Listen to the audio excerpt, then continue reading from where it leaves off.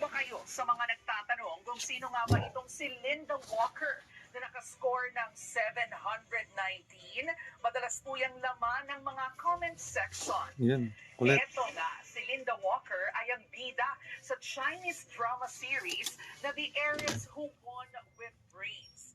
Galing po sa mahirap na probinsya si Linda, pero dahil sobrang talino niya, napansin siya ng isang mayamang pamilya. Ito po ang plot Linda twist. Walker. Nalaman ni Linda na biktima po siya ng baby switching.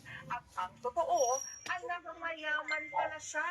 Nakilala niya ang kanyang tunay na pamilya. Pero tinik sa lalamunan ni Linda ang babaeng anak-anakan ng pamilya niya. At para patunayan na karapat-dapat siya, ginamitan niya ng talino yan. Ang mahirap kasi nilang mock exam sa isang prestigyosong school, Ulit. abay binisik lang ni Linda Walker na naka 719 points. Highest scorer siya at ang score lang na madalas nakuha ng mga estudyante riyan ay nasa 400 to 500. Talo tuloy ni Linda ang kontrabidang anak-anakan.